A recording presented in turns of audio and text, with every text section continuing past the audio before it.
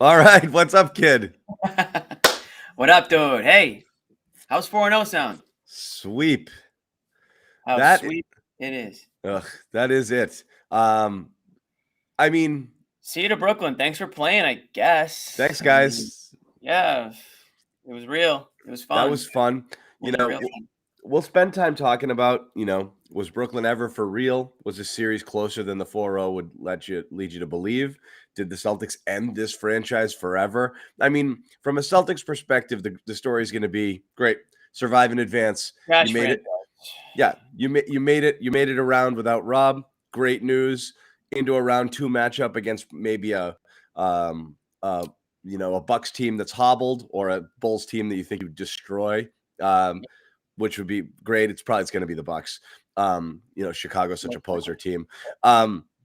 So we'll preview that a little bit because it's looking more likely than not it's going to be Milwaukee. How you think the Celtics look, kind of leading into it, which is all fun to talk about. But that's the Celtics perspective. On a national perspective, it really is the collapse of the Nets, which is super interesting and intriguing. I don't know how much Celtics fans want to hear about it. It's just fascinating to me that this team went this way, and just so kind of like helplessly, hopelessly flailing along here and losing this game, and losing this series, and just watching Kyrie just do nothing after game one, and then just dap everybody at the end and hug them like I love Did you freeze on me? in his post game. Did you freeze on me, dude? Because I can't. Oh, Okay. I'm back. You got me? Back. Yeah, I think you're back now. I want to say this, John. A Well, lot of real quick, what I was saying when I got locked up, over under and how many times Kyrie Irving says the word journey in his post game tonight. 7.5. It's Yeah. just part of my journey. It's the journey. Yeah. It's all about the journey. Yeah, well, they're all going to be taking a journey to, a beach somewhere because I think that was the mentality for a lot of these guys going in. Credit to Blake Griffin. I thought he kind of kept the team, engaged as best as he could. And Kevin Durant obviously looked more like Kevin Durant tonight than he had all series. But that being said, they locked him up when they needed to most. Shout out Grant Williams, provided some solid, very solid defense on KD when Tatum couldn't be in there at all times. And Celtics, listen, it wasn't a pretty game from the Celtics from start to finish. They played kind of sloppy in the first half, but they still maintained the lead throughout. They're just a tough. They're just a tough out right now. Like the Celtics, even when they're not on their game, they're just they're tough to score and they make every possession difficult for you. I mean, you two of the greatest scorers in the league made it very, very hard on them each and every game. I know Kyrie Irving had that really hot, really one quarter of basketball where Kyrie Irving really had in fourth quarter of game one, they still lost. And by and large, it's pretty quiet, pretty non-existent the rest of the way. I mean, there's questions on that entire roster from Durant on down. Claxton might be. Oh my God, there you go. I like that. Oh wow, there's Simmons. He's standing. Okay, He's hanging up. Yeah, he's hanging out with the crew. he was able to pose for this picture. Yeah, of course. Even with the bad back. So Man, that's a great pick. Credit to Ben for being able to pose for this one before the team parts parts ways and heads out for the rest of the offseason. But yeah, how many of these guys are we going to see on the team next year? But I want to know. People will joke about that. It wasn't a 1-2-3 Cancun effort. They played hard. They actually outplayed the Celtics. They outplayed the Celtics in effort in the first half, I think, in terms of like 50-50 balls and hustle plays and this and that. I thought the Celtics were okay, and they still had an 8-point lead. And if you're Brooklyn, you had to feel pretty shitty about that. Totally. I think that just kind of like took the wind out of their sails there where they were, Durant was actually taking shots tonight as opposed to game three. It was obvious that was that was his intention to get going early. And to his credit, he was their go-to guy. It just wasn't enough. I mean, the Celtics just kept coming by with other guys. I thought, they got some huge shots from Grant Williams tonight. When Tatum was in foul trouble, I think Jaylen Brown stepped up when he needed to. Marcus Smart had some big shots, just taking it to the hoop, being aggressive. They just got a nice, like, all hands on deck sort of second half, which was extremely necessary. And they deserved the sweep. I thought, even though Brooklyn made it interesting in a couple of those games, the Celtics were clearly the better team in this series. They looked like a 2 seed. And the Nets, to be honest, a lot of smoke, a lot of talk about the Nets pulling it together and being lethal, and some of it was coming from us. And I know there's a lot of people I'm seeing in the chats that are demanding something from one John Zannis. I won't say apology cam, but it sounds like that's what they are demanding. For what? I What? I think maybe you were a little bit hesitant to pick the Celtics, although you did. It kind of came with the caveat. But I mean, I don't think it's The Nets. The Nets. The Nets were the worst. Admit that you were wrong about the Nets. I think the Nets were the worst first round opponent for the Celtics, and the only team that they could have played that could have beaten them. I still think it now. So no, not apologizing. These other teams are garbage. Okay. These other teams are hot garbage. Give me a break with it. Okay, Chicago's down Middleton, and they just beat the Bulls by 30 points. I don't want to hear it. These other teams are garbage. That's true. I mean, yeah. I mean, I still garbage, and absolutely, and they won all of these games, but the games were close-ish. It's not like they freaking ran. Yeah, they didn't run them off the floor. So I stand by that. I just didn't. You expected the Nets were going to take a game or two, but I mean, give me a break. Yeah. I did. I mean, listen, I picked the Celtics in 7, so I'm wrong in the sense. I said 6. I said 6. You said 6, but only if that happens. I said 6. Yeah, but you had the Celtics down 2-1 at one point in that prediction, so that's when you wish you probably could have taken. I said 6. You said 7, but I'm the one who has to. I had more faith in the Celtics than you, but I have to apologize. Yes and no, because it was it was the way you were talking up the Nets leading up to your prediction that came with an insurance plan. But that being said, it's water under the bridge at this point. We'll get him to apologize about something someday. Yeah, I just have to be wrong, and once I'm wrong, I'll apologize. It will be someday. I just gotta. Eventually, yeah, I'll be wrong about something, and then I'll apologize. Yeah, eventually you'll admit that you were wrong. But I don't know how you can pick against the Celtics. It doesn't matter to me whether it's Bucks, whether it's Bulls. You can't pick against this team right now. They're on one. They're playing their best basketball. They're healthy. Knock on wood. They're healthy. They're the team right now that's not having been getting bad injury news. And if you play a Bucks team without Middleton, Middleton's the Celtics killer. So without Middleton, I mean, I don't want to get too ahead of myself here. I'm just really not that concerned. I don't know how you can be that concerned about against a Bucks team that doesn't have their second best player and a guy that's killed you over the years. Tons of offense for that team. Is Giannis extremely difficult to cover? Yeah. And so is Kevin Durant. So I'm pretty confident in the Celtics team that they can figure it out.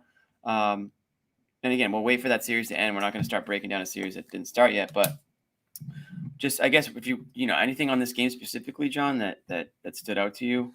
What stands out to me is our new sponsor that I haven't had a chance to tell people about. Okay, let's go to the sponsor. Yeah. Is it showing on the screen yet? It is not showing on the screen yet. Hold on, let me get it up on the screen. Drum roll, please. I'm having Wi-Fi issues with our new sponsor. Please. Until I think it is. Until I see it, I'm not going to say anything.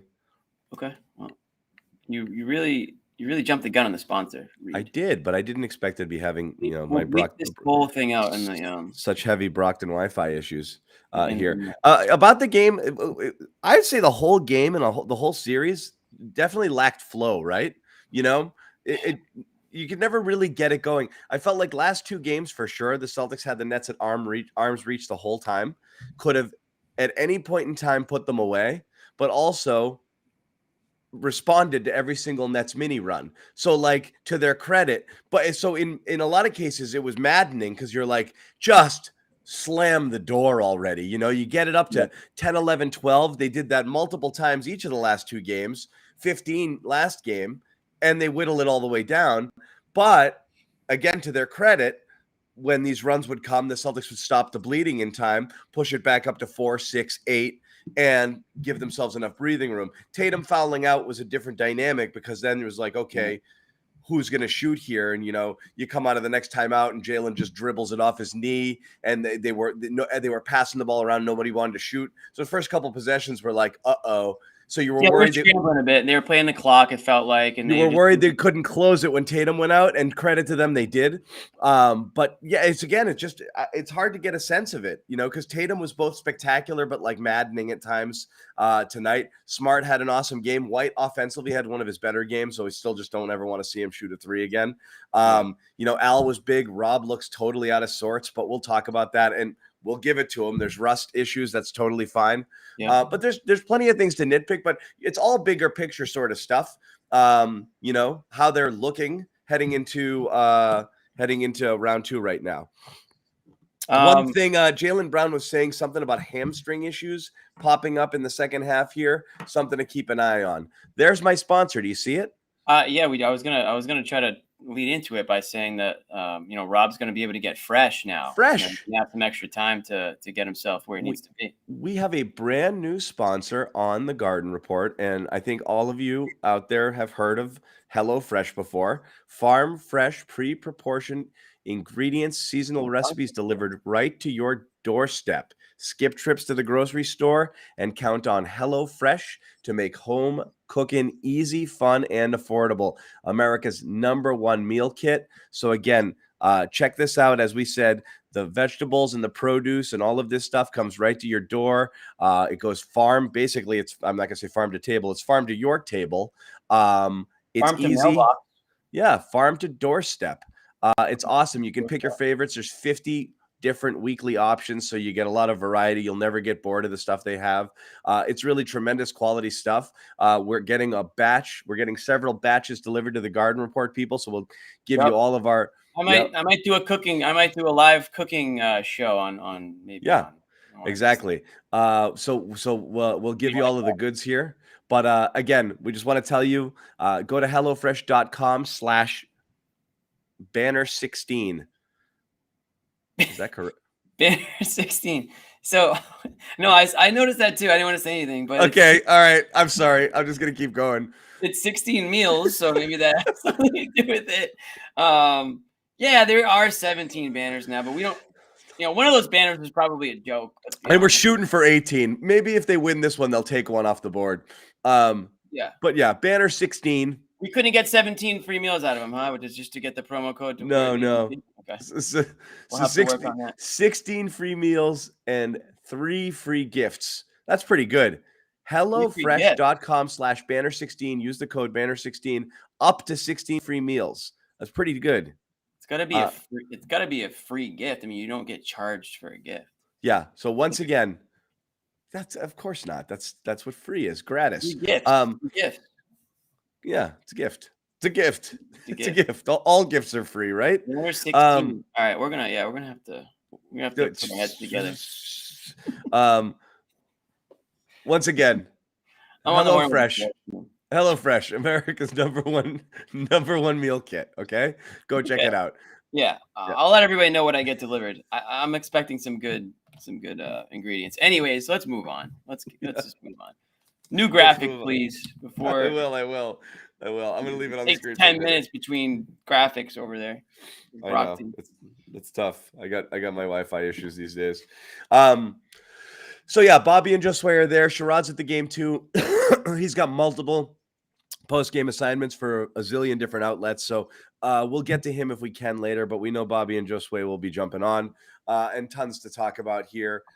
Jimmy, what's first and foremost on your mind? Like, what's your number one takeaway, not just on tonight, but on the series? The series to me was for us, like, people who have seen Jayson Tatum play, it's not a complete surprise to us. But I think if you're a casual, or if you're just a national, watching the game on the national broadcast, just poking in for the first time, right? This have to be a Jayson Tatum like coming out party type of series to see what he was able to do against Durant. He went toe to toe with one of the best players in the league, and really a player that will go down in history as one of the best. And he kind of had his say in things like, hey, you're going through me, this is how it's going to be now for a long, long time.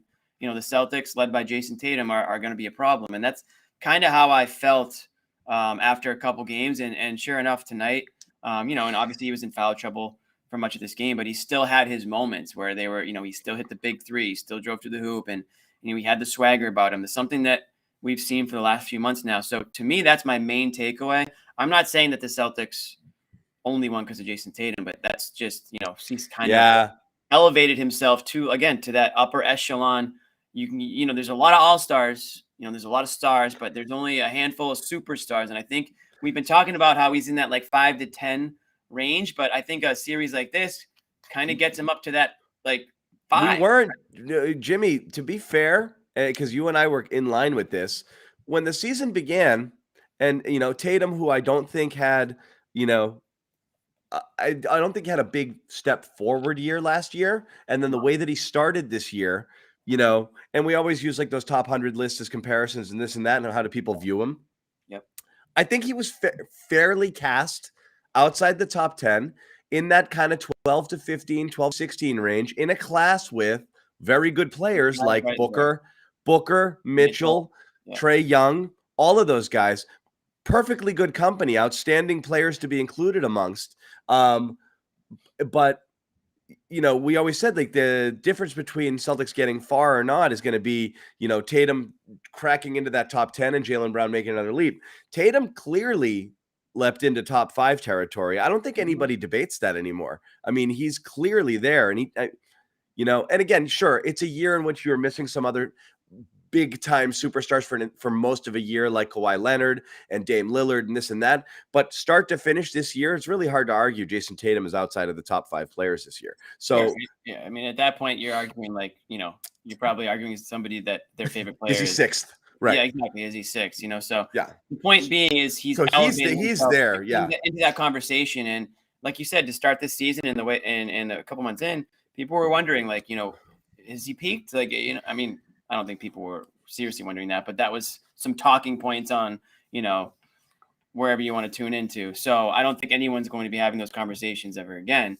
This is clearly a guy who, what was said about him coming into the league and over the last few years is that he has like unlimited potential. He's got the length, he's got the shot, he's got the potential to really take it to the next level on defense. And really, that's where he's doing it. And he outplayed Kevin Durant, which is something we didn't think was possible. We just thought that was asking a lot. Totally. Right. He was the best player in the series. When we legit had conversations last year when the Nets were beating them and saying, see Durant, that's who we want Jayson Tatum to grow up to be. And everybody on the panel would be like, that's ridiculous. It's Kevin friggin' Durant. You can't ask him to be one of the 5 best players who's ever played, 10 best players, whatever you want to put Durant at. But one of the great, that's ridiculous. You can't hold him to that standard. And 1 year later, he outplayed him through 4 games in a series without question. Without question. That's impressive. Absolutely. And I'm sure Kevin, I mean, I haven't, Bobby and Josue are there, and hopefully they'll have some quotes for us, but I would imagine Kevin Durant's going to tip his cap to Tatum after this game. He's one to give respect where it's due. And certainly the Celtics as a team had a great game plan for Kevin Durant. And that was a lot of that had to do with the way Tatum played. So it's, Bobby's going to say defense, it's his defense. Well, yeah, it's true. Like that's exactly exactly that voice. For sure. And that's exactly what took him to that next level in this series. And I think that's going to continue to evolve even more. And we'll be talking about him in the MVP conversation, I think, moving forward. I think next season, I mean, there were whispers of it, it was never actually going to happen because it started too late in the year where he started to turn things around. But if he plays the way he's been playing the last couple months, if he plays like that to start next season, absolutely he's going to be a candidate for MVP consideration. And, if the Celtics, if they come back and are winning games, I mean, I think winning should matter when it comes to the MVP. So, I mean, it's like the sky's the limit for that kid. It's defense. So that's my main takeaway. It's defense. It's I told you guys, it's the defense. The Nets don't play any. Bobby's gonna take. Listen, Bob, we're making fun of him. He's gonna have his victory lap. He's gonna have a huge victory lap. Huge victory lap for Bobby. So we'll get it out of the way now. We're not gonna have much to come at him for. It's unfortunately, the defense.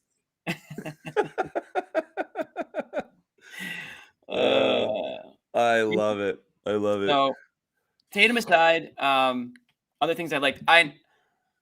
I got to give Jaylen Brown his due. I have to, because I thought he was massive in this series. And again, we're talking about how great Tatum was, and I understand that Tatum had a more maybe complete series, but Jaylen Brown was vital in all 4 games.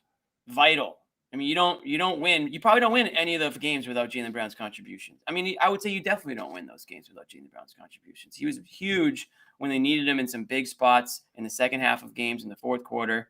And even tonight, when Tatum fouled out, Celtics, like you said, they were kind of struggling there for a bit, floundering, trying to figure out what they were doing on offense.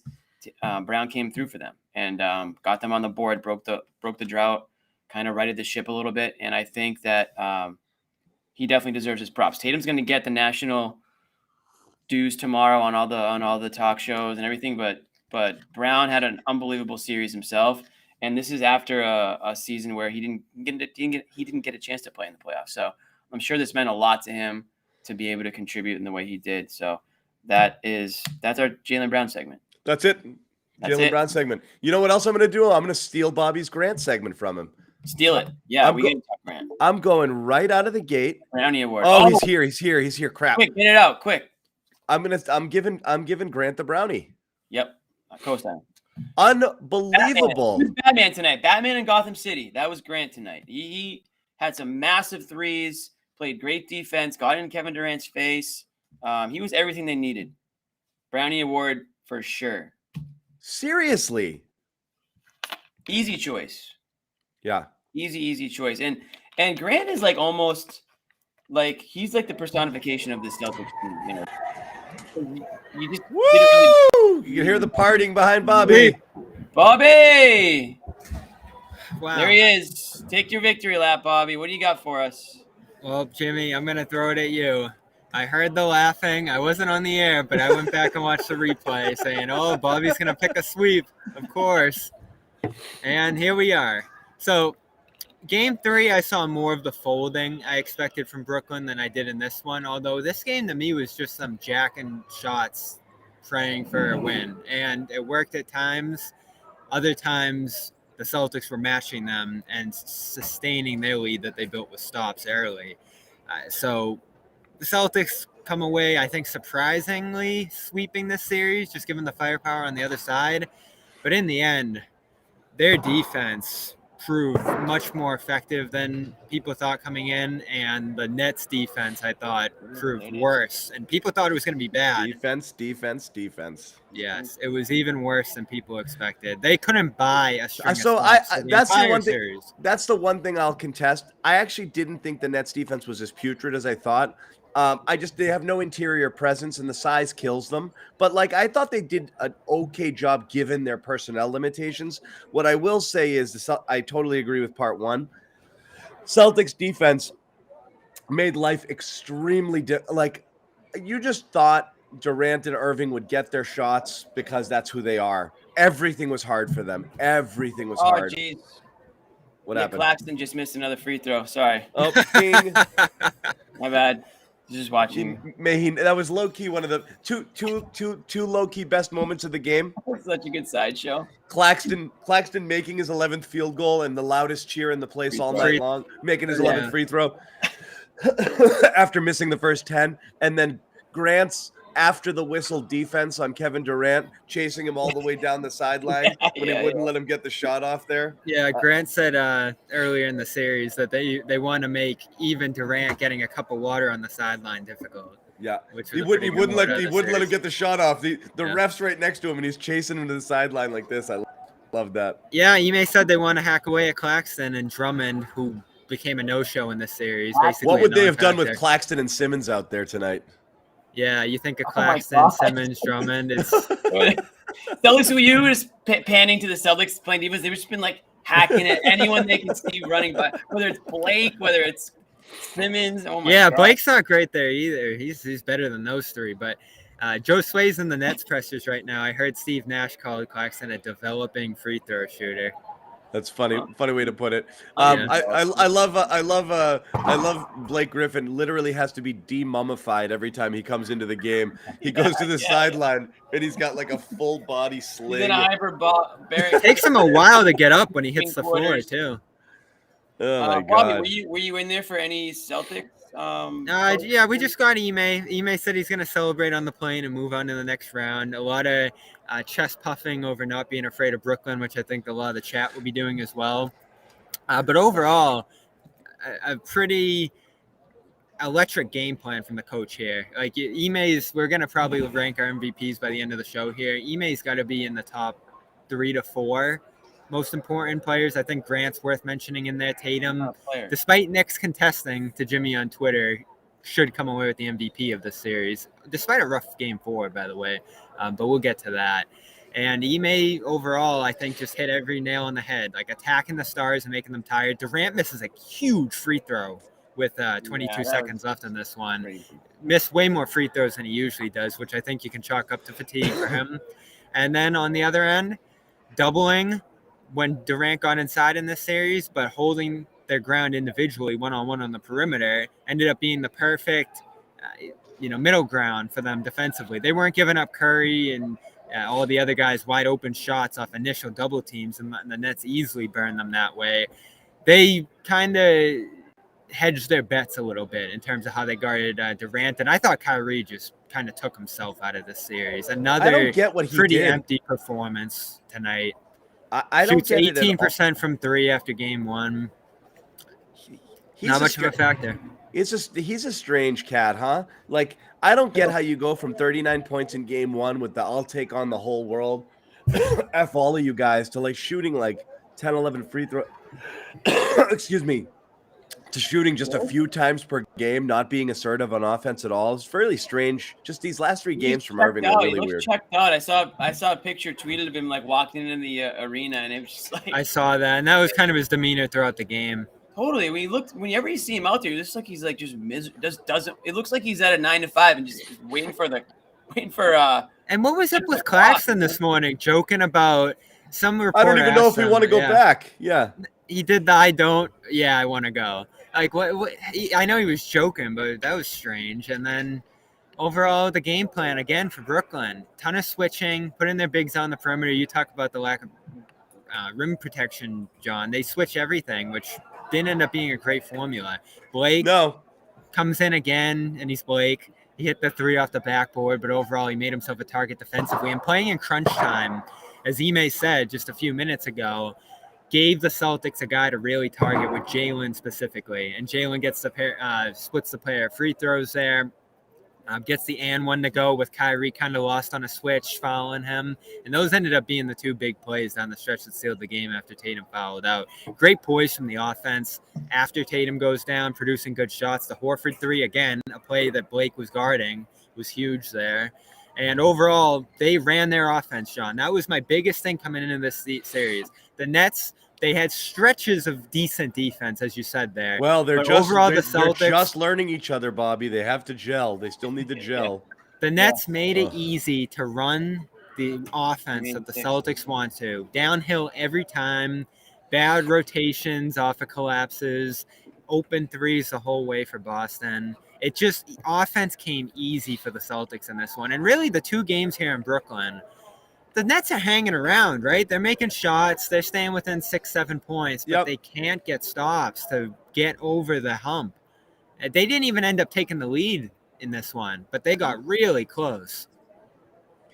They made it. I mean, they have the offensive talent to put dents into double-digit leads very quickly. A couple quick threes, a KD drive. That's really all it takes. And you're right, John. I thought Irving was.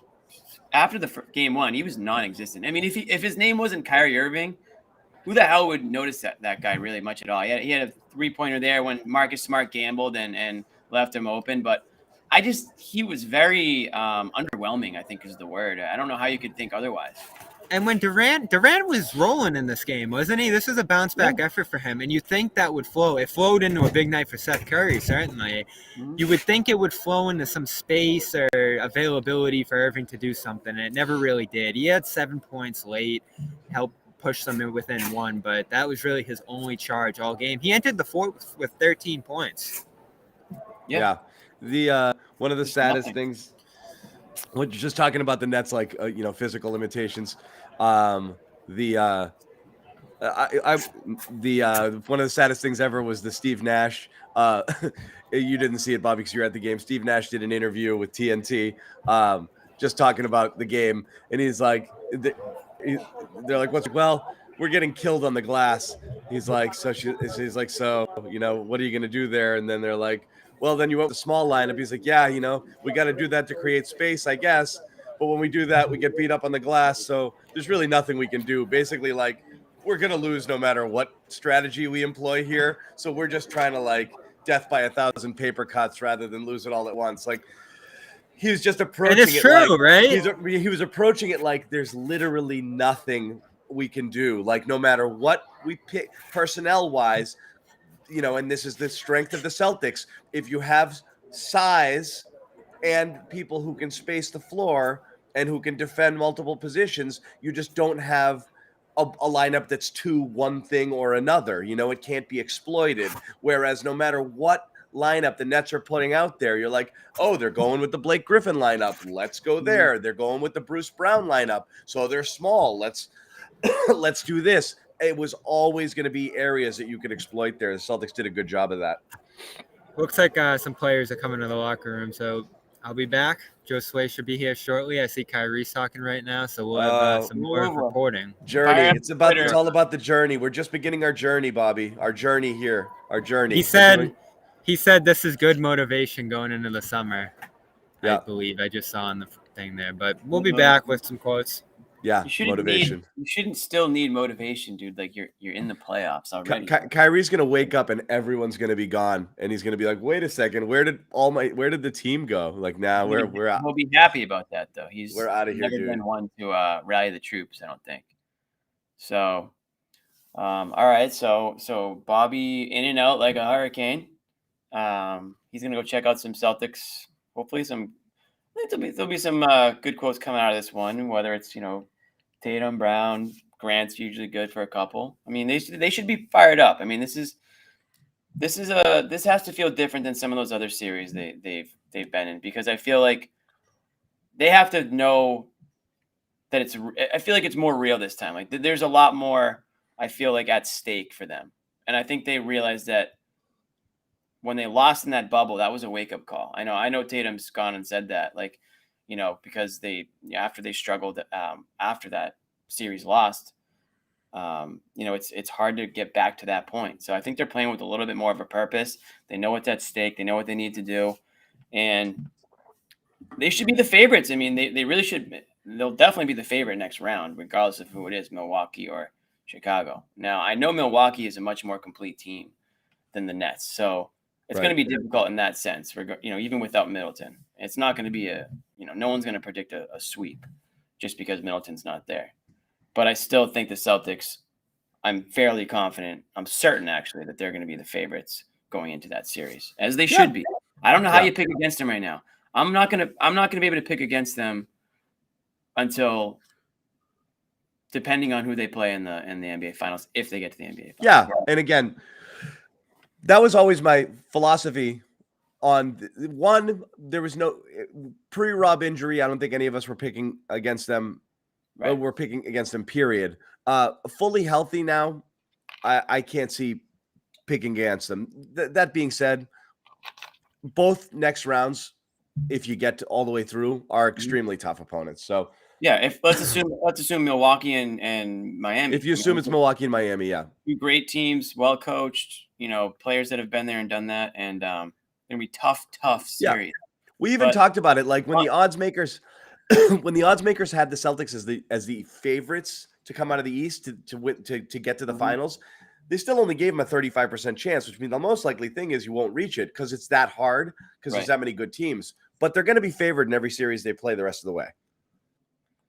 There's three good teams, and they're all going to advance to the next round. Like, I think we've already discussed. The Embiid is a game changer. That's not going away. Bucks will get Middleton back, so they will get right eventually. But that Philly falls off because of that Embiid injury. I don't know when Middleton's supposed to be back, though. That's the thing, right? It's kind of a race. They had it at 3 weeks, so it could be mid-round 2. Before, yeah, that would be a huge get for them, obviously.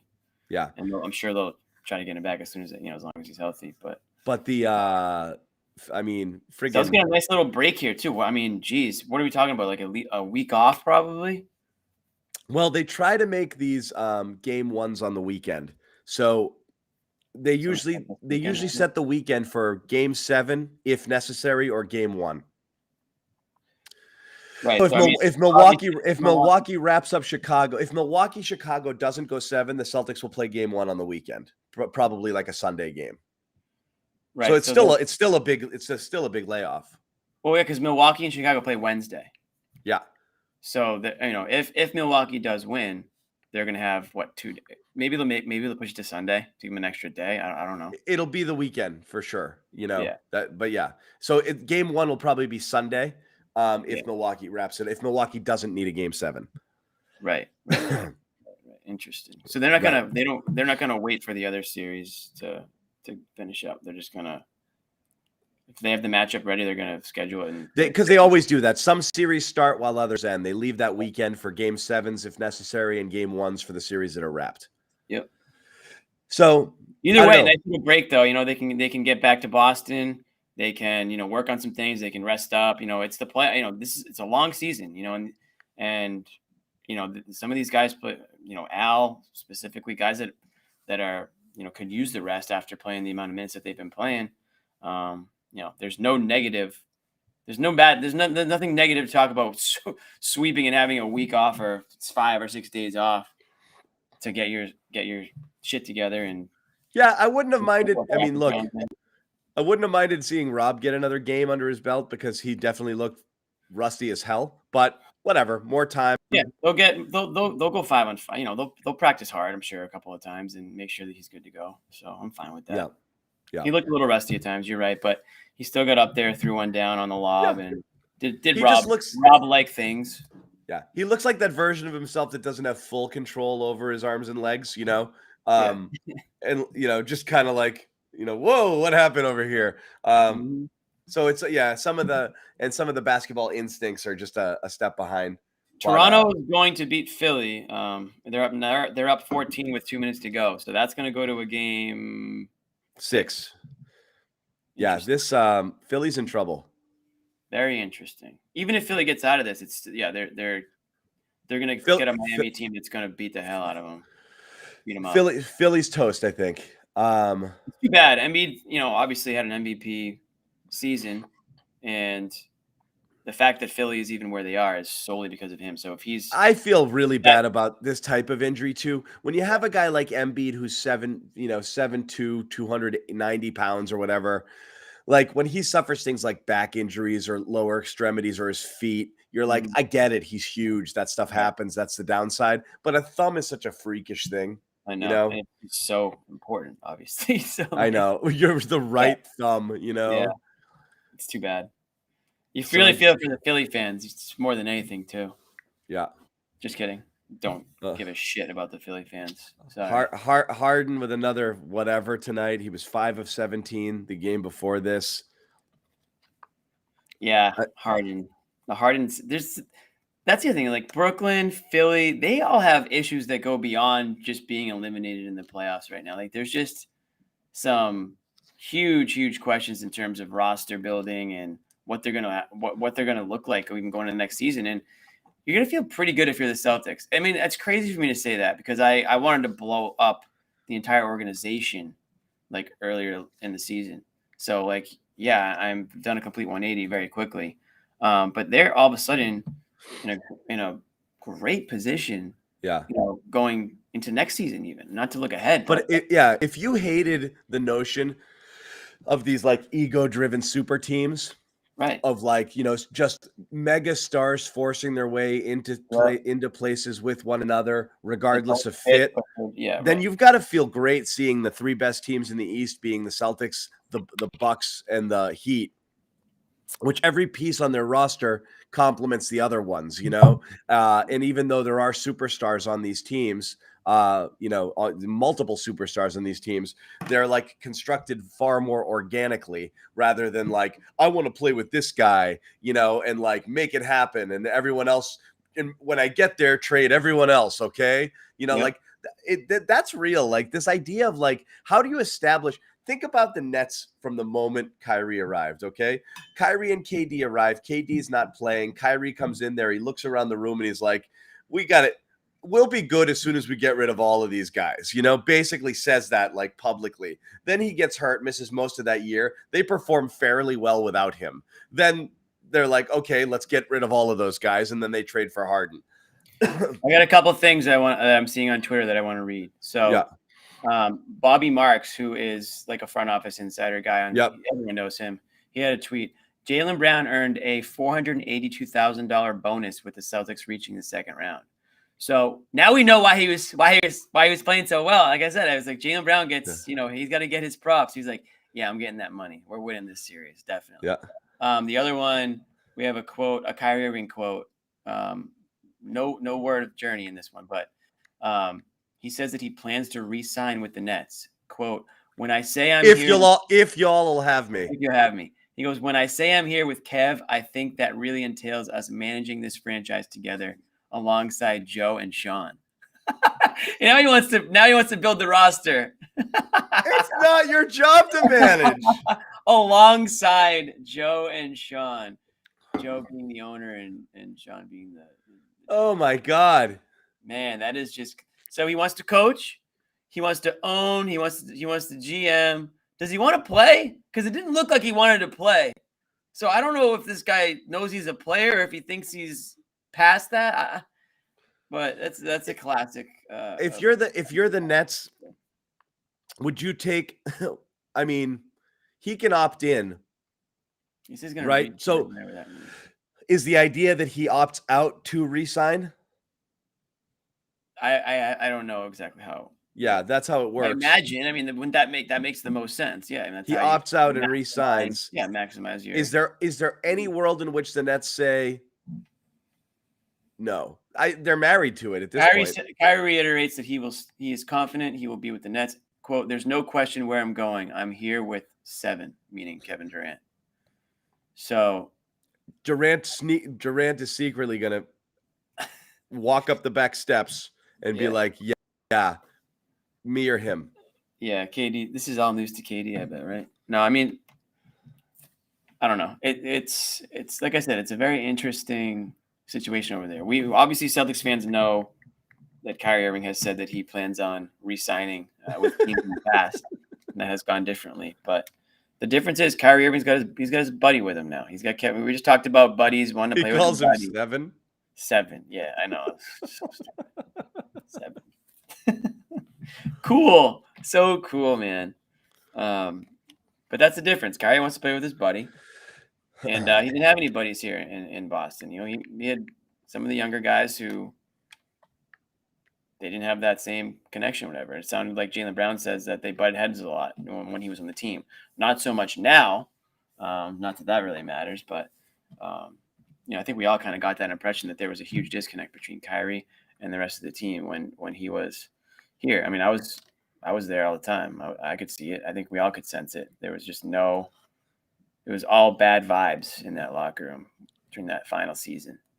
So I can't imagine the vibes are great in the Nets locker room over the last couple of weeks or really all season. I don't know why there would be any good vibes. It's really a really horrible season for the Nets. We haven't even mentioned Ben Simmons yet. I mean, really, it just goes from bad to worse for that franchise this season. So you hate to see it. I'll end it with that. You hate to see it.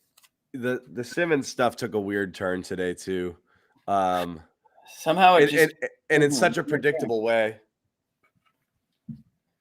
Yeah, I don't even want to spend much time on this bum because he's not even worth talking about. He doesn't play basketball. This is a basketball show. This guy doesn't play basketball. He's played as much basketball as we've played this season, John. So, I mean, as soon as he shows that he wants to play and actually wants to be a part of a team and contribute and not quit, then we'll talk about him. But other than that, I don't really want to pay much attention to this guy. Yeah. What's up, Bobby? Who talked? Marcus. And? A lot about embracing the Nets matchup. I asked him about the game plan, which I found interesting going into the series of really attacking Durant on the defensive side of the ball.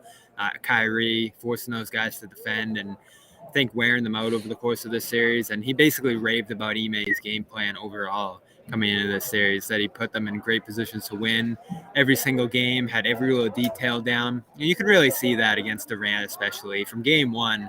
They were in his spots. They were beating him to those sweet mid-range looks that he's trying to get. One guy's flying in from the side. One guy's really rising up over the screen.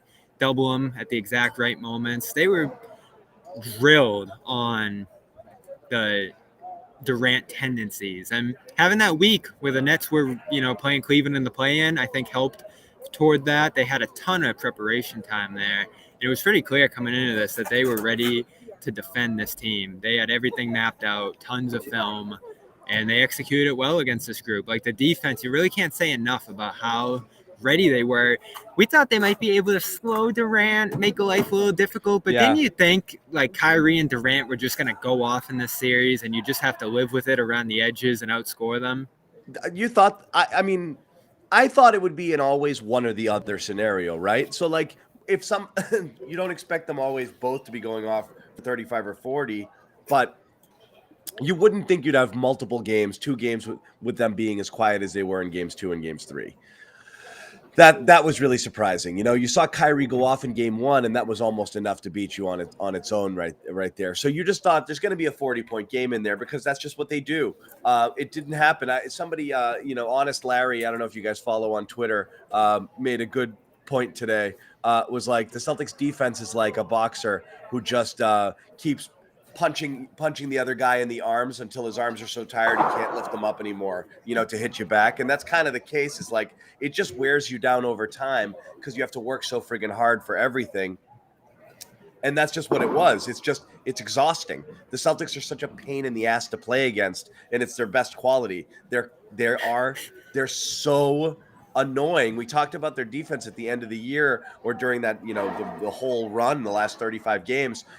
It feels like there's 6 guys out there when they're switching and they're on a string right there, and you think you get past a guy and there's like 3 more in front of you. You're like, what the hell is going on? And that's did Durant and Irving shoot any easy layups all series? Not layups. And KD when he was decisive and got his shot off quick before the double came, or off of a screen, he got a few open jumpers, but for the most part, Irving. This was a jump shooting series for the Nets. It's a jump shooting series. Irving got to the basket a little bit today, and then in game 1, but not in games 2 and 3. He got to the basket a couple times tonight. Yeah, little floaters. They got to the 5-foot range, but in terms of getting downhill to the basket and scoring at the rim, I'll get the shot charts up later, but didn't feel like there was much of it. Yeah, like Durant especially, he wasn't hitting layups at the rim, dunks. That's the stuff that comes easy, and that's what you want to produce as an offense. Neither of those guys really got any off-ball opportunities all series. You saw one catch-and-shoot 3 early from Durant with Seth Curry setting him up. Feels like they underutilized Curry in the series. Certainly Blake, if they wanted to go that route, they should have done it much sooner. And I think the world's coming down on Steve Nash. I actually wanted to talk to Stan Van Gundy. I couldn't catch him pre-game, but he was the only guy in the world, I think, defending Steve Nash right now. Everybody else is ready to send him packing, and I'd imagine we'll hear pretty soon that Steve Nash is getting fired. He'll be the fall guy for this. Do you think that's a certainty, even if he gets KD and Kyrie's blessing? Yep. Yeah, you got to step in as an organization now and make your choice and start to establish control of this. Irving committed to re-signing tonight. I don't know if you guys put that out there. Yeah, so he and Billy and Sean can help run the team. Is Kyrie going to fire Steve Nash personally? That's an interesting part. Yeah, all right. So that's an interesting. Right? That's an interesting second half to that quote, John. You're right. Interesting, Bobby. It's preposterous. Yeah, it's preposterous. It's unbelievable. It's emblematic, right? Who does this guy think he is? You just lost a game because you weren't good enough at basketball, playing basketball. Yeah, you didn't score as a the player, ball. as a basketball player, you got beat playing basketball. Now you're gonna tell these friggin' guys how to do their job? Oh yeah, a commenter just said Nash might step down. I could see that. I don't think they want to fire him because he has a good relationship with Sean Marks, too. That's a big reason he's the coach as well. And I feel like he was set up to fail. He got brought in there to be exactly... Oh, the Simmons thing was the cherry on top. Not just that. He got brought in there with no experience to have his assistants nearby and to be that guy that could be the player's coach. That's exactly what a veteran group like this needed. He was brought in here to be exactly who you expected Steve Nash to be. You can't scapegoat him as part of the problem and be like, well, they got out coached. It was a team that wasn't supposed to need coaches. It was going to win on talent alone. Well, okay, now you want to coach. Good luck. And I what are they going to do? They're going to bring in another player coach wannabe retread sort of thing, or are they going to bring in somebody who's actually going to crack the whip and be tough on these guys? I don't. Well, I said this. So the last time I was here in February when the Celtics annihilated them and no one played, that's when I first started thinking about championship for the Celtics. But it's also when I said on Brooklyn, this guy doesn't have it. Like, he's not delivering what they need right now, because during that time when Irving was out with the vaccine stuff, Durant was hurt, Harden was taking his hiatus right before he got traded.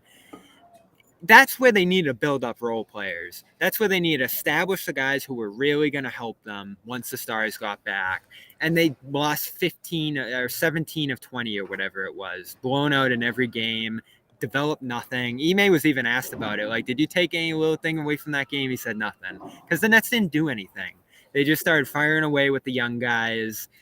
Brown got back into the fold. Bruce Brown, who was the best net in the series, I thought was benched in January. Another huge mistake by Nash there. He's low on the totem pole, John, for sure, but he didn't help them at all. Yeah. Like, he needed to help them at a certain point. I'm saying and that's just what you get. Yeah.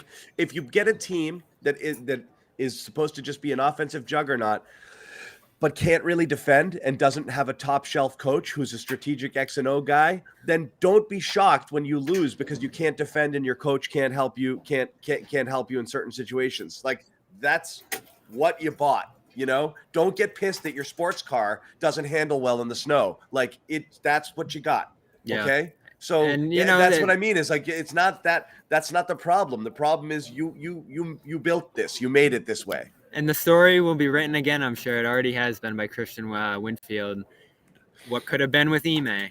He was on that sideline a year ago, beating the Celtics 4-1. You really think that Durant, Kyrie, and Harden or whoever was going to buy into what Ime's coaching style? Maybe not. Maybe not.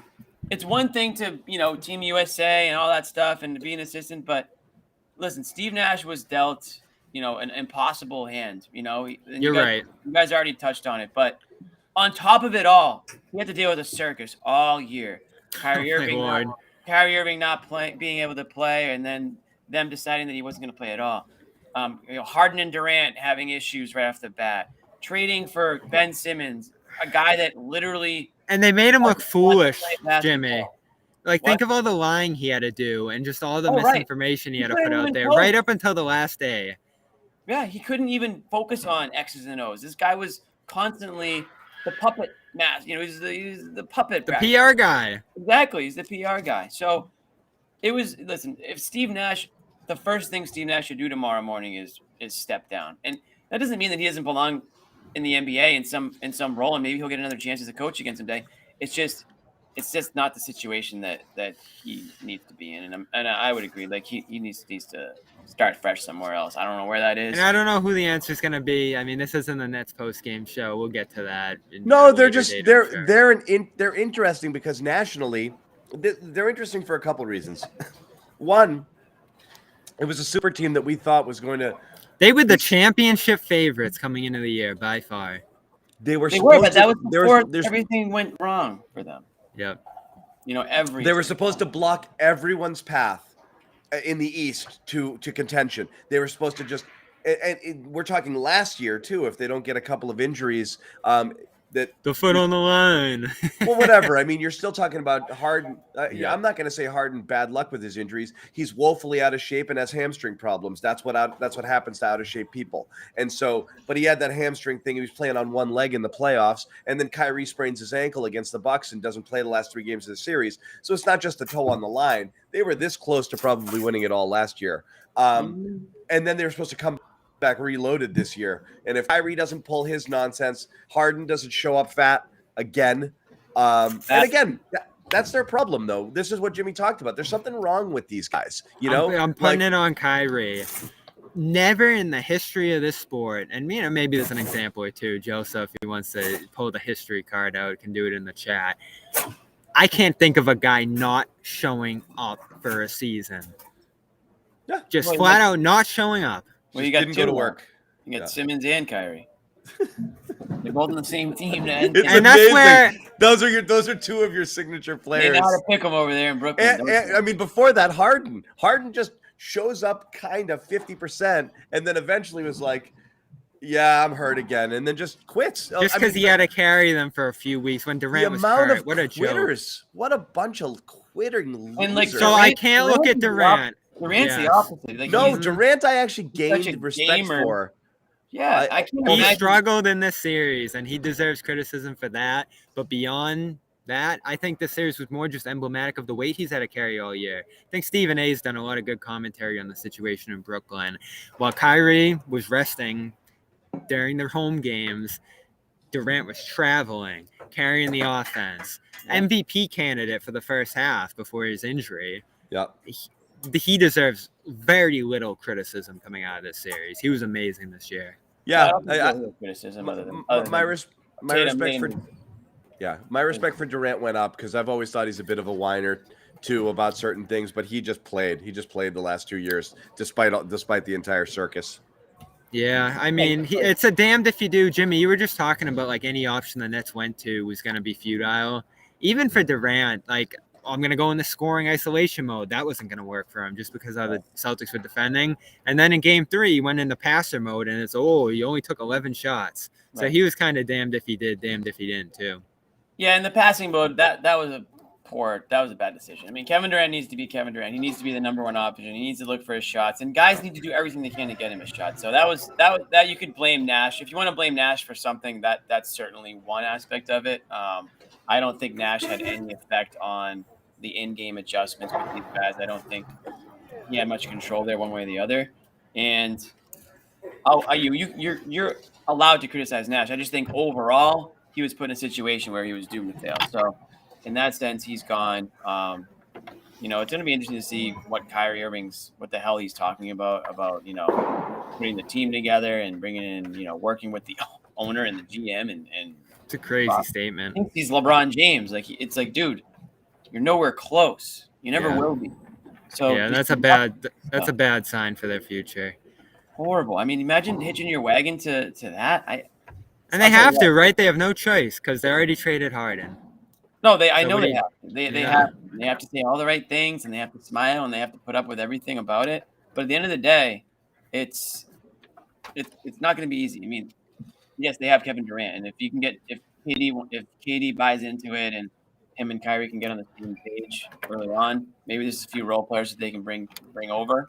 But it's still, man, there's just a lot to unpack from the way that season went for those guys. So I was saying to John, I don't think you're on screen, but if you're the Celtics, you have to be feeling pretty good about where you're at, not just this season, but moving forward, and comparing yourself to a few of the other teams at the top, in the East right now that have a lot of. We'll see, right? Because that's where they're headed. Milwaukee, the defending champs. Stacking up against them is going to be what really tells us about this team, because I think a lot of people are going to look at the Nets and say, wow, those guys just folded. I think the Celtics deserve a ton of credit for forcing that, which is probably what I'm going to write about tonight. But you faced a sinking ship here. You just had it kind of widen the hole. The Bucks, they got some vulnerabilities, but they're still the standard, right? In the East, I know Miami's tough. They're the 1 seed, but you're looking at basically talking about a complete team. Now, the Middleton thing is a huge, if, because you don't know when or if he's going to be back. It sounds like he might be back. He's fighting for 2 weeks, so we'll see. Yeah, we'll see. I mean, that'd probably be best case scenario for them. So, but he's a Celtics killer. So, you have to be very careful with this Bucks team because they can kill you in a lot of different ways, and they actually do play defense, Bobby. So that's something that the Celtics are going to meet. I mean, the Celtics are still considered the best team in basketball on the defensive side, but the Bucks are certainly no slouches, nowhere near the issues that the Nets had defensively. Nope. And they've had lapses, even in the Chicago series. For everyone who's been watching, you've seen the games where the Bulls have won and made it tough on them. It's been the games where the Bucks played streaky defense. They had stretches this year where they were in the bottom 10. Now that was without Brook Lopez, whose return I think was a big factor for them really ramping up their play at the end of the year. But right now, without Middleton, here's the tricky question for them. Giannis doesn't usually guard on the ball, so he's not the answer on Tatum unless they shake up their whole defense. Normally that would be Middleton. You can put Drew on Brown, but then it's like, who guards Tatum on the ball? You got Pat Connaughton, you got Wes Matthews, you got a shaky perimeter defensive group there. So that's where Milwaukee gets a little vulnerable. Now they can play bigger. I think that's what they'll do. Probably throw Bobby Portis out there quite a bit and really go large against Boston's big lineup. But Middleton's the one guy I felt like they couldn't lose. Obviously, second to Giannis. Behind Giannis, the one guy they could least afford to lose going into a series like this. So that's their major vulnerability. But there's a couple for the Bucks. And I told everybody last show, be scared of them. I think there's reason to be scared of that group. But there's reason to be optimistic, too. There's a couple ways that this Bucks team's vulnerable right now. Well, also, and you touched upon their size. That's why it was so huge to get Rob back when the Celtics did, because they wouldn't. In my now he gets a week off to kind of ramp up, right? Right. We said that off the top. I mean, the Celtics are going to get at least 5 days here, maybe more, and you're just going to get a little bit more of your health back. Get Rob back to where he needs to be. And without Rob, I mean, the Celtics could get away. I think they beat the Nets without Rob in the series. I think we saw enough to think that.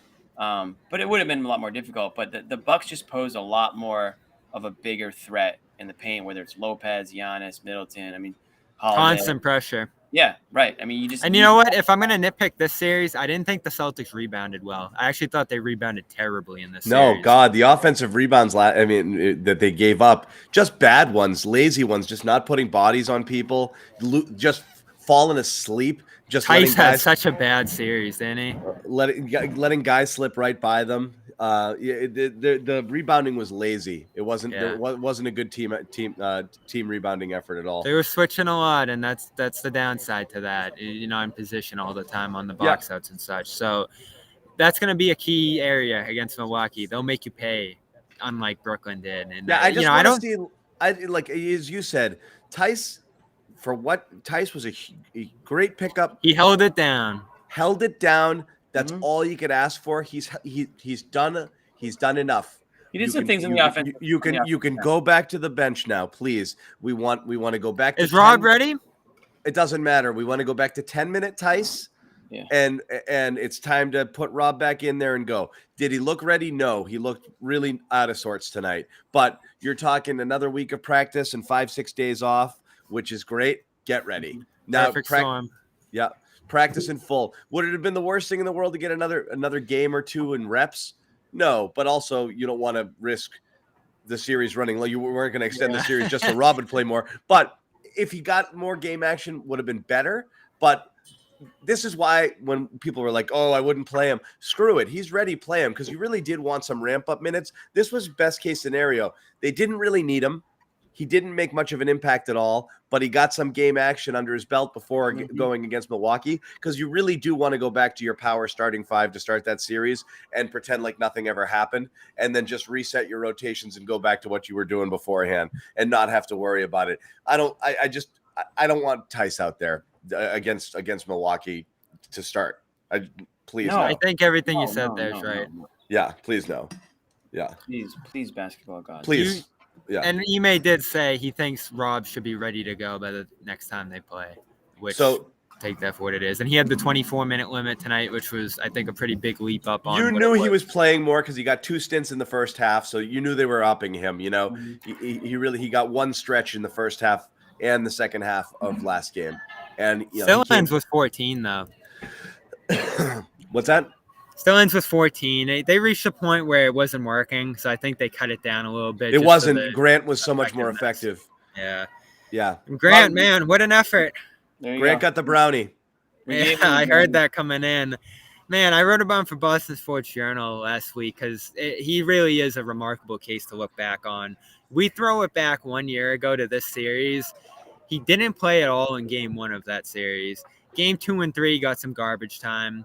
Game 4, they ramped him up. That was the adjustment. We debated. John left the computer because I threw Grant out there as an adjustment point for the series. And that's where we were at on him. The chat wanted him shot to the moon. Everyone was like, all right, should they just get rid of this guy? He's going to be on the team. Yeah, should they just get rid of this guy? Then everyone freaked out when he didn't do Summer League. They're like, this guy didn't do Summer League. You're right. I forgot about that. You're like, of all the guys that should go to Summer League and not be proud, Grant. But he was ready to go. Oh, man, he lost the weight. He was ready to defend the perimeter. He's hitting every three he takes. 3 straight threes again in the first half to give them some breathing room. But again, defense. I've gotten used to the threes. I'll never get used to him locking down Kevin Durant on the perimeter. I can't wrap my brain around that. And I saw it early. I was like, wow, what a rotation game 1. He just rotated in there so well against that defense. And I'm just looking at the Celtics pressers right now. I think Josue's in there grabbing Jaylen and Jayson, so he should be with us shortly.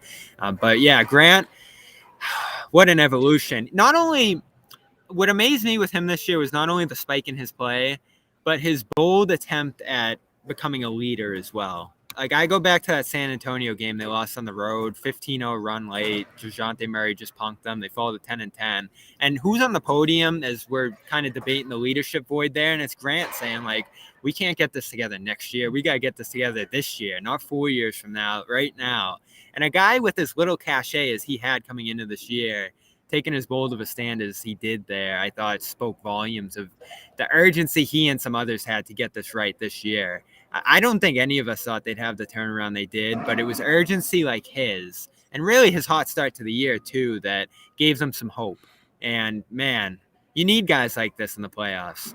Every extra guy you can get into a game off your bench and get quality minutes from counts. And he was a big advantage on, I don't know who the Nets throwing out there, Nick Claxton, Goran Dragic. Right. You had a significant bench advantage in this series. I agree with pretty much everything. We lost John, by the way. Oh, we can't hear John. Yeah. Good. Perfect. Then we can get something in. Nope, we can't hear you. No. I agree with pretty much everything you said, Bobby, on Durant. I thought at the beginning of the year when we were as low as we could possibly be on this team, Grant was the one player we were like, give him the captaincy. He's actually talking like he wants to be here, like he wants to play on this team, like he wants to be a part of something. Like nobody else was stepping up and sort of taking on any sort of leadership role at all. I think that's something that we knew about Grant for a while, is that he's a vocal guy.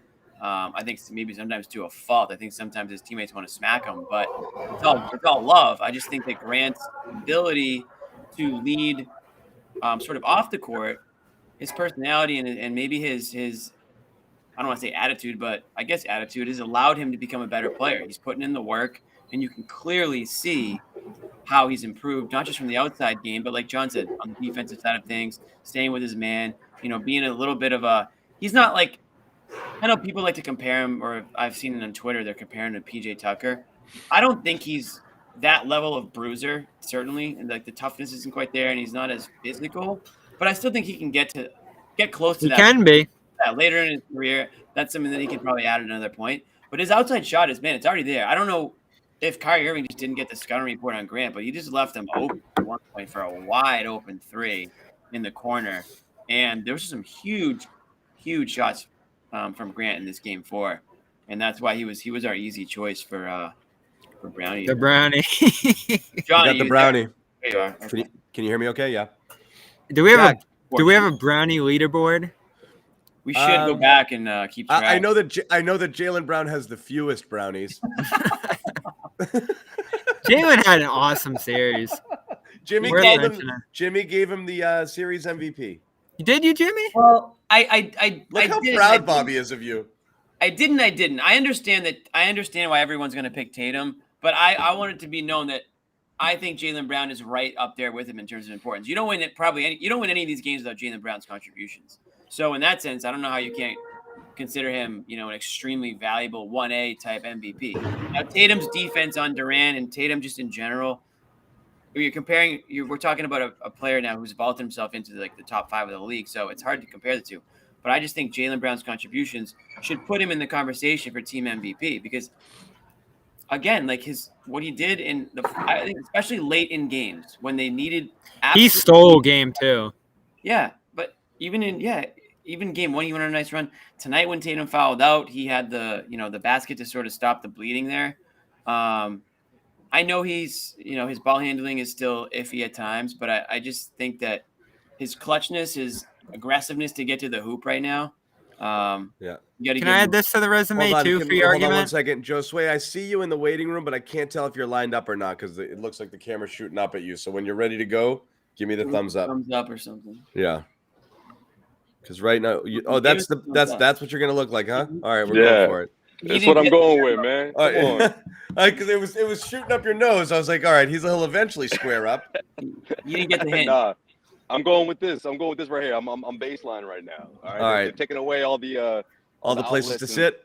Yeah, pretty much. Okay. Unless I want to look like like I'm in a dungeon. Baseline Josue. What's good, dude? Bobby's in the back of a station wagon right now. No, I'm up in the. Hey, there's a lot of riders in the back. Bobby's saying backward seat. We're both. I don't want to. We're both running out of time here for sure. Yeah. They're deconstructing the Barclays Center. Wait, you have the floor. What'd you hear in the locker room? Oh man, well, I got a chance to go to Brooklyn first, and all positivity coming from Kyrie. I couldn't get my question in. I wanted to ask him if he had any regrets, and it wasn't. I'm not talking about vaccine. I'm just saying in general. I just want any regrets throughout the course of the season, throughout the course of this playoff series. But I didn't get a chance. I know, right? I didn't get a chance to ask him, but before Durant could get asked that question, he said, "Hey, listen, guys, no regrets. All right." So it's all positivity on that side. Someone asked, I think it was Friedel. I forget who exactly asked Kyrie about his future. He laughed it off and said, "Listen, man, I'm here to stay. I'm not trying to go anywhere." And then, KD and I will look in the future. When KD was asked about, are there any kind of type of players that you want to add? What is this team missing? He goes, "Man, our season just ended an hour ago." And what was the second half of that comment though, Josue? I kind of left it off too. What do you mean? Well, I took it as, I don't know if you're talking about what I'm talking about, but towards the end of his comments, he was saying how there were, he had guys like Dragic battling down low. The Celtics were so much bigger and tougher and stronger. So I'm gonna guess and say he wants some athleticism on that team, some size. But what did you hear? No, him and Kyrie. Yeah, Kyrie saying we're gonna do this in unison with the GM and the owner. I'm looking forward to running this thing. Yeah, Kyrie's response. Yeah. He's gonna LeBron it. I mean, look, that's what he always wanted to do, right? He always wanted to be that guy. He never wanted to be LeBron's, sidekick. And then after LeBron left, listen though. After LeBron left, though, he's like, well, wait a minute. I don't want to be the Cleveland part 2. You know what I mean? Like, I don't want to be stuck in this guy's shadow. I'm not surprised. This is the role that he always wanted, but he just no one like everyone else. No one saw COVID coming, and he had no idea he would only play 29 games this season. Just explain to me this, Josue. You leave LeBron's shadow to go play with the only person with a shadow even close to the size of LeBron, which is Kevin Durant, and then within a year realize you need another superstar to come in there and help you out in Harden. What did you gain in terms of your autonomy and your ability to do things on your own by aligning yourself with these people? And also, why after 3 years of failure do you have faith in your ability to make the right decisions to put this together again? Like, at what point? Because he only played in 29 games. I honestly think that's what it is, Dan. And that's why I want to ask about. And that's why the whole season to him is a wash. Yeah. John, it's almost as if everyone is just like ignoring the fact, and that's the Brooklyn media included, right? Bobby and I talked about this a little bit. I mean, like, when it comes to hard-hitting questions, those aren't the guys. They're talking about Kyrie's vaccine. Vincent Goodwill, they're asking the hard-hitting questions, and they weren't getting the mic as much. What were you saying? No, what I'm saying, I think you're 100% right. Those guys seem to be treating Kyrie not taking the vaccine as like an injury. Oh, that yes. Oh, that unfortunate thing that happened, right? Or they group it with, people were in protocol. Wait a minute. Bad luck. This isn't about you being in protocol like the rest of the roster. This is a personal choice you made. And listen, if you want to stand by that choice, bad luck by the Nets. Right. Right, but hear me out. If that's the choice you want to make, okay, that's fine. But are we going to ignore it? Like, just because you're not getting questions about it 3 months, 4 months later, and we're going to act like it didn't have a direct effect on the the outcome of the season, whether you want to talk about James Harden leaving, whether you want to talk about continuity, which has been like his new thing. Like, oh, well, we haven't had enough time to play. We didn't play enough games together. Well, whose fault is that? You know what I mean? And look, again, if you want to stand on that hill alone, that's fine. But don't pretend like it never happened. Like, I'm just surprised that wasn't even brought up once. Well said, Josue. Yeah, well, we're gonna take crazy. We're gonna take a quick pause. Well, the craziest thing is that he wants to literally fresh. be the GM and the owner too. That's the crazy thing. Okay. Yeah, they should be reeling that back. Guys, sponsor banner goes up. Everyone zips it, right? I said I love HelloFresh. That's what I said.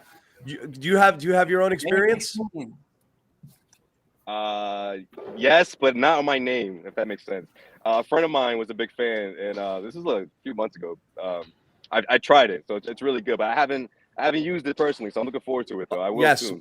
Yes, we will. We're all getting our goods here, but we want to tell you guys about HelloFresh, farm fresh, pre-portioned ingredients, seasonal recipes delivered right to your doorstep. Skip the trips to the grocery store and count on HelloFresh. Cooking made easy. Again, we're talking hundreds of different recipes. You can pick up to 50 different weekly options every single week. You can, get a meal every single day. Get it once. You customize your frequency here, whatever you want to exactly your types of tastes. Meat, vegetarian, whatever you want it to be. Jimmy, something for everybody. Yeah, something for everybody. Turkey burger. Turkey burgers, cod, all of that stuff. With the you can get the Bobby menu. So we say this all the time. We say this all the time, but I will say to you guys, it's super important, obviously, when we get the sponsors, to have people support our sponsors. So if you are thinking about doing something like this, take advantage of the offer. It's a really big deal, obviously, for us to be able to continue to pump out free content here. And then to get those sponsors coming back, which is great, great for the Garden Report and just gives us ability to do more. So again, it's hellofresh.com/banner16. Use code banner16 for up to 16 free meals. Okay. And 3 free gifts. So it's an amazing deal. If you've ever considered this, I'll tell you, I cannot explain how easy it makes your life when you do this. Anybody who wants to kickstart your life and start eating right, and you're in this weird rut and you're always eating junk food, or you got kids and you're eating their leftover mac and cheese or whatever, and you're like, I don't even have time to chop vegetables to make a salad. You're just so worn out. It's literally here's this and here's this and here's this, and put it together and eat a good meal. Literally just have to eat it. It's awesome. So you don't have to get in the car and drive to the supermarket and go to war with everybody on the supermarket. Oh, here we go. Bring it home, Jimmy. Bring it home. Yeah, very easy. Ship to your door. You don't need a job. In the oven. Yeah, you don't even need to have a job to have this. You don't even need a kitchen. You just need a mouth, dude. That's you don't need to go to McDonald's this time, right? You just need a doorstep and a mouth. That's all you need. That's it. A couple of fancy little meals. Maybe you want to impress the girl or the guy if they're coming over for date night. They're like, oh my god, where'd you get all this full meal here? It's a good option to have. You don't have to worry about it. Yep. Oh, just in, Ben Simmons probable for Game 5. Oh man. No. Yeah. Yeah, he's already. I'm glad we don't have to talk about that. No, but I told Bobby before coming into the arena, I was like, he better not sit there. I'm sorry, but if I'm Steve Nash, look, man, you gotta watch this in the locker room, or we'll see you in the fall. That's what What if he showed up tonight fully dressed like the Joker or something, in an even more clownish outfit than last time? I wouldn't be. Nothing would surprise me. I wouldn't have put it past him, honestly. Yeah. Yeah, that was a good point by Josue. He predicted that he wouldn't be on the sideline there. And listen, we don't have to talk about it now. I'm glad our 11 months of Simmons debate come to a close here. And I think everything I don't think it will needed to be said, because we got to see right now. I have no idea if this guy's gonna ever play basketball again. Well, then there's even more of a reason not to right. talk. So but there's a world in which he plays and is some version of the player he's been his entire career. Are you still betting on that, John? I don't know what I'm betting on anymore. I don't think Brooklyn has a choice. They have to hold. That's what they're. I legit think his brain is broken at this point. He's afraid of failure. He doesn't want to get out there and look bad. He's a quitter. So, he's just always. Yeah. Never But this isn't the team for that, you know. I thought it Yeah, was it the is. team for him. It's the perfect spot for him. It's a circus over there. He just adds. He's another sideshow in that crazy situation. But he's destined for the Kings, right? I mean, he's destined for some team that it just doesn't even matter what he does, or even if he doesn't play, it won't even make a noise because nobody will really know. But this is a guy that has proven now that he's not a competitor, and I don't even know why anyone would want to play with him at this point. I wouldn't. And Jimmy, you talked about how hard they made it on Nash. This was the cherry on top, him having to manage all the messaging on this front for days and days and days, going back a week and a half here. Every single presser with Steve was just a balancing act of the series and Ben. And, to the Celtics credit, John, you were laughing at the first presser there heading into this series when the Celtics were like, we're not preparing for him. And they were right not to. They didn't spend a second preparing for Simmons' arrival. And luckily they didn't waste any time because he never came. Yeah. He literally, that picture of him watching Rob dunk from the sidelines was just so perfect. Like, you could just see him being like, oh, shoot, I don't think I want to play. I don't think I want to go on that court. My back hurts all of a sudden. It was so great. Yeah, I'm done talking about him. I am too. I said I was done earlier in the show. Until next year. We'll back up again. Yeah.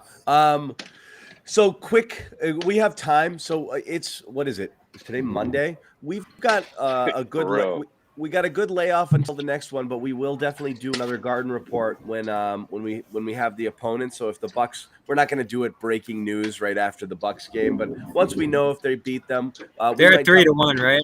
3-1. We'll come back out. We'll do a series preview. We might do a Twitter Spaces or something this week too, just to stay engaged. But this series is over. 4-0. Done. Can you imagine that? We all pick 6 or 7 sweep. Yep. Unreal. And it being easy. And you know what? Like, we can split hairs of whether the Celtics wanted it or not. They say they wanted it, and they came out and just absolutely smashed them. So credit to them. I mean, let's say this though. It was a 4-0 sweep, but John and I spoke about it off the top. It was a lot closer than 4-0. I mean, some of these games they came down on the wire on multiple occasions. Okay, Steve Nash. That's what he said. That's what he said after the game. It wasn't a game one. You're right, Jimmy, but I don't know about the next 3. Well, the game tonight came down to the wire right until the very end, basically. Yeah, you're right. I mean, that's a lot of stuff. Game 2, they had a 17-point lead. Again, you're talking about games that conceivably one team or the other could have won. And so all 4 of them were games that could have been won by either team. I never really felt that the Celtics were going to lose games 3 or 4 at any point in time. It always felt like they had them at arm's reach. Right. But the reality is these were games that were competitive. That's all we're saying. They didn't just drill them. I mean, geez, Chicago just beat Milwaukee. Milwaukee just beat Chicago by 30 points without Middleton the other day. Like, they didn't have any of those games this series, So yeah, and here's the thing: like, the endings might have been tight, but for key stretches, the Celtics were dominant. It felt like the Celtics that mattered, especially the third quarters in this series. Oh man, they blew them away. It felt like the Celtics were. It felt like the games were more lopsided than the score. The last 2 games for sure, and that's why. Yeah. Tonight, game 1 was perfect execution down the stretch. And they get a lot of credit for that. Tonight, they got a little fortunate. And Smart was kind of still defending his foul on Durant in the backcourt, saying, oh, you want to put him at the line? And, oh, I would have done it again. When it wasn't the best foul. It wasn't as bad as the Dallas one earlier in the year that cost them that game. But Durant hits 2 there. It's a 1-point game. Instead, he misses the second. Horford follows Smart's miss there, and it's a 4-point game and effectively over. So they got a little fortunate down the stretch in this one, but I feel like games 1 through 3, all the stretches that mattered, they kind of dominated. And it's because the Nets couldn't string together stops. They were just trying to catch up by shooting and, trying to outscore the Celtics. And that wasn't going to work when the Celtics could lock in defensively and pile up stops themselves. So I still felt like it was a blowout in the series. And like the commenters are saying here, 4-0 is 4-0, especially against your expectations coming into this. If the Nets were the real deal and playing well, they would have won a game at some point here. Yeah, it's again the thing that we didn't see coming. Everyone knows the Nets can't play defense.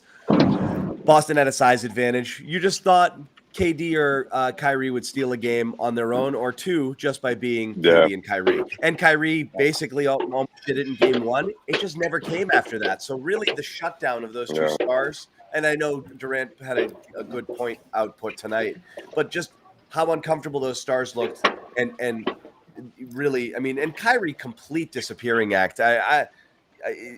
Credit to the one net who showed up, Bruce Brown. Claxton. Bruce Brown.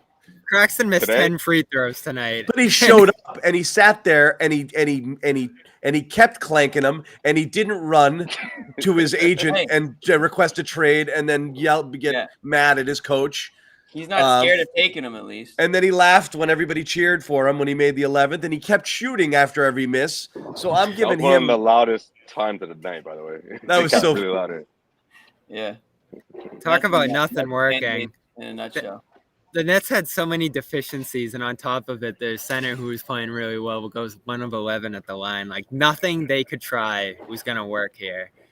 But 6 of 6 from the floor. I liked Brown. I liked Claxton. I thought Dragic played fairly well. I actually thought like a lot of guys you totally looks like they discount should have on their went team. to Blake earlier in the series too. I love Bruce Brown. I'd love the Celtics to swipe him. He's a free agent. It's probably not gonna happen, I love him. He'd fit right in on Boston if he took a pay cut to do it. But I'm not. I like that on guy. that. Yeah, people that age don't take pay cuts. No, not at all. But listen, the story of the series is the way they shut down Durant and Kyrie. Because even in Game 3, when you get a big performance from Bruce Brown, you got a big performance from from Dragic in Game 2. You got a big performance from Seth Curry in this one. He finally got out of his slump here, and they just couldn't take advantage of that because when your two best stars, when so much weight is on their shoulders, you can't have them scoring 16 and 16 and the way they did in Game 3. I mean, this Kevin Durant performance, this is what I thought would happen in Game 2, but the Celtics made him so uncomfortable that he couldn't even string together a 30-point game. You know what I mean? Like in 3 consecutive games. Like I've never seen a team prevent Kevin Durant the way that the way the Celtics did. Make him look so uncomfortable in the best of 7 series the way the Celtics did. You see it in 1 game or maybe 2 games throughout the course of a best of 7 series, but the Celtics did it 3 games in a row. And by the time he did put one together, put a solid performance together, it didn't matter because they were down 3-0, and just the identity of this team and the heart of it, which just wasn't there throughout the entire series, never mind when they're down, in a 3-0 hole. And not only did they do it with their defense, Josue, they attacked those guys with their offense and made them guard. Yeah. And I thought that was Ime's. Ime said it a lot throughout the series that they were going to tire those guys out, make them guard, put them in actions, and they did. And that, I think, is a big reason Durant misses a free throw like that and again, in the game. Though Durant had his that points. Was big. That was big. Durant got his points tonight, but we're still talking 13 of 31 from the field, 3 of 11 field 3-pointers. That he had a that's fine. You'll live with that performance from Durant. I don't care that he put up 39. 13 of 31, great. Oh, sure. You did your job. You had to take 31 job. shots to get there. You did your job. And look, Ime talked about that before the game, saying, I think it was Sherrod who asked him, actually. He was asked, compared to your expectations to what's happening right now, how far apart are they? And he's like, hey, listen, I mean, I'm not quite sure if we all bet that Durant would have the kind of shooting performance that he's been having. But at the same time, you have to remember that when you're as rattled as you are, when you're as uncomfortable out there as you are, on top of playing how much defense he has to play on the opposite end, when you get those open shots or when you get those looks, those drives that you like, you're going to be a bit anxious, right? You're going to be a bit shaky. You're going to be, like he said, overthinking things because you're not used to that, right? Like when it did come somewhat easy, he wasn't used to it. And if it wasn't for Game 2 and those, 20 attempts from the free throw line, like his average, his series average would be a lot, lower. But, that's just a testament to the Celtics defense, Yeah, it was chippy. Yeah, you're going to get your calls because of that physicality. But you take that. You take that all day because he was so uncomfortable with his shot selection. And the same thing, you can say the same thing about Kyrie. And Josue. Oh, this light is perfect, by the way. Fitting that he gets snubbed in the Coach of the Year conversation. And we're in Brooklyn. So I'll quote Biggie. If you don't know, now you know. Now you know. Yo, Bobby and I've been listening to mic drop. Not on purpose. Not on purpose. We've been listening to Biggie like throughout the entire weekend, man. You hear it everywhere. I feel like I've been on this beat all year, John. Great call, I feel like Bobby. I feel like I've been covering the Ime beat. Like, I'm just so fixated on Ime. Other stuff's happening, and I'm just, like, staring at him. And I'm like, but this guy's great. I just love this guy as a coach. Like, I can't stop writing Ime stories. I voted for him for Coach of the Year. Like, Ime, I made this drawing for you. Yeah. Email, see you at the Red Lobster. Bobby, didn't you write something for Nia Long too about Ime's season or not? Maybe. No, it's amazing. Bobby, I mean, we're both there. And I was the Brad guy. I love Brad. I never want to see him go. So again, what's so funny was like, the big anti-Brad, get rid of Brad is, who are they going to get that's better? And the philosophy back then was, we don't know. You just know when it's not working, it's not working. So you got to try something else. You need a new voice, right? But Ime was better. You don't dump your girlfriend only if you have one lined up. Right.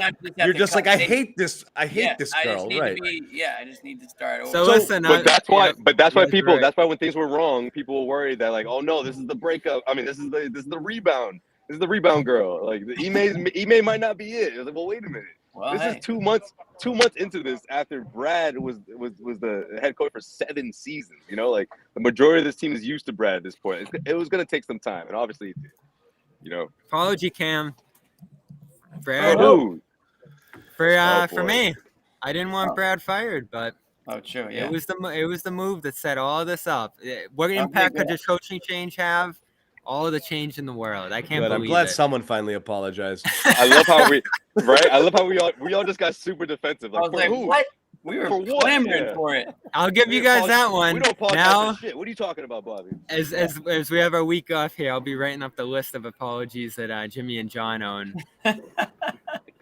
You're not gonna get John to bite on any apology. John, you gotta apologize for the Nets one. Come on. Explain to me why. Because you were railing for weeks. Horrible mistake to not dodge this team. This is going to be brutal. These guys are loaded. As I said at the top of the show, and I'll say it again, and then tomorrow, and then the day after, this is the only team the Celtics played in the first round that had a chance of beating them. Are you sure? Look at Toronto now. Wait, no. But also, sorry, no. You don't think Toronto would have done better than that? Only team that had a chance of beating the Celtics, I thought, was Brooklyn. I still think it. I think the other Celtics teams would have swept them out there. It doesn't matter. The only team I think could have beat them. The only team. There's nothing I've seen from the other teams. Toronto was down 3-0. Toronto was down 3-0 to Philly until their best player ripped it. His thumb came off. These teams were garbage. Chicago just lost by 30 to the Bucks without Middleton. Okay. Yeah. Chicago, I agree. Toronto. We were picking Toronto or Brooklyn, though. Forget about it. It was Toronto. Yeah, but didn't you have a Rob clause in there somewhere? Like if Rob didn't come back at all or something like that? Yeah, he did. Yeah. This is the part that didn't work either. He came back in game 3. So he did too much. John's prediction, he did too much. He wrote 1,000 words, and in it, he said the Celtics are going to be down 2-1. John predicted Celtics in 6. Jimmy predicted Celtics in 7. Oh, apologize, Jimmy. That's true. But I didn't need Rob to come back and save the day like John thought he was going to do. Rob really didn't have much. Yeah, you had a very coached answer, John, and it didn't work because Rob didn't save the series. Guys, it's friggin' being theatrical, okay? We're just trying to have some fun here. We can't have one apology, Cam, John. Come on. No. To quote Jay-Z, it's only entertainment. It's only entertainment. Here we go. More New York rap. All right. Oh my God. Way to wrap it. Yeah. No. We'll get. Don't worry, Bobby. You'll get John on an apology camp sometime. One of these years. That's my one of these seasons. Yeah. There's only one, and you haven't hit it yet. What's that? Oh, there is one. Oh yeah. What is it? The Rob? No, I thought the Rob thing. If you don't get it before the time's up, is it Romeo? No. If we don't get it, it's not worth mentioning. You needed to apologize for Romeo months ago. We're still fighting the Romeo thing. John wants to reverse the trade and bring him back, but we'll save that for his spaces during the week. Romeo back. Oh, God. We can't have nuanced conversations. We'll get to that conversation later. We really in the week. can't. Is it Derek White related? Yeah. Maybe. Yeah. Oh man. Anyway, Bucks first thought, and we'll get into a deeper preview later. Worry meter, where are you on it? A confidence meter, where are you on it? Bobby, I know, is a little concerned. I'm worried. I'm very worried. Hold on. Yeah, you got to be very worried facing the champs. And Jimmy disappeared, Oh, I'm so I'm ready. worried about him. I'm ready. But I'm ready. I'm also worried about the Bucks. No, I'm confident. You're facing Giannis. This guy, he's not going to stop.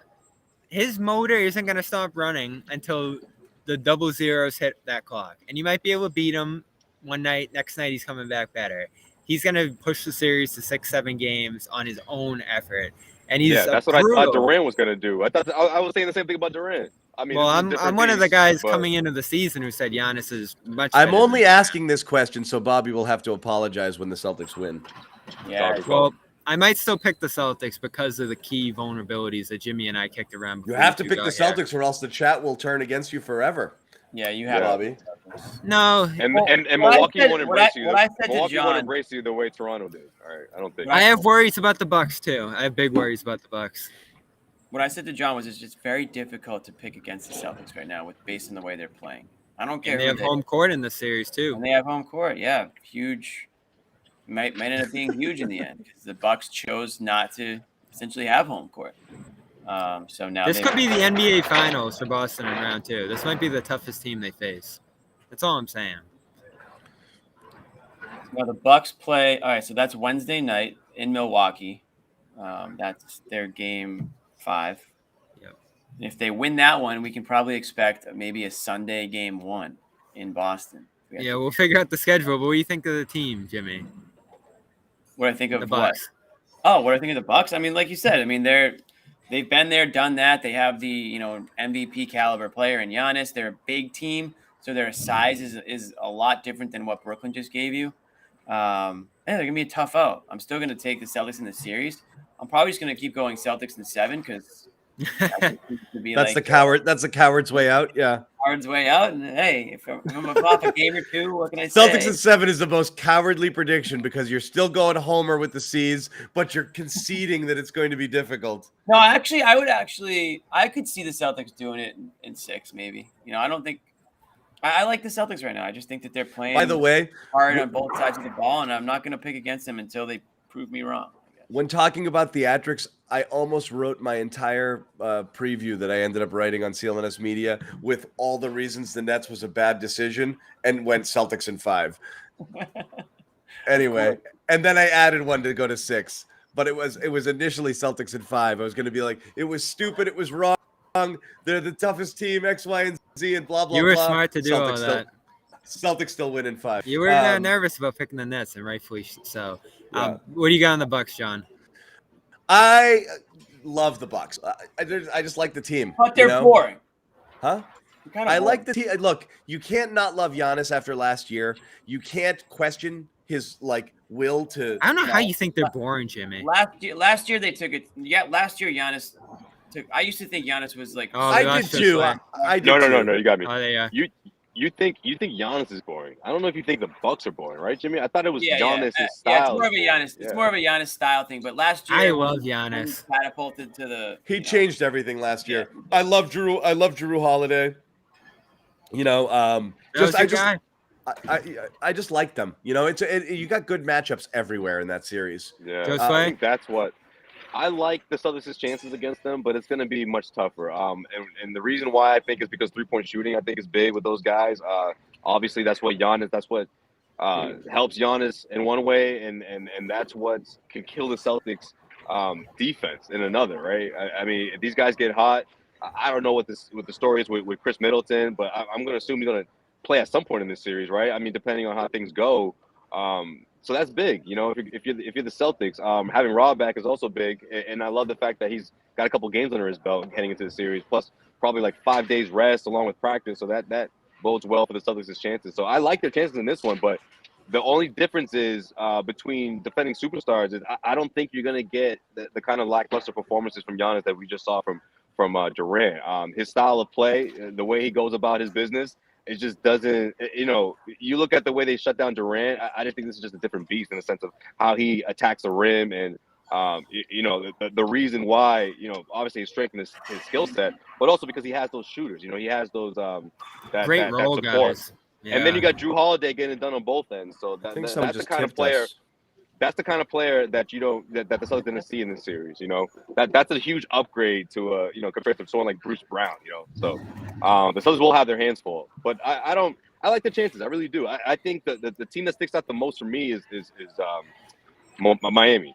But we'll cross that bridge, if the Celtics get there. But yeah, I think that's the team that's in terms of depth and overall strength and numbers. I think that's a tougher opponent for the Celtics compared to Milwaukee.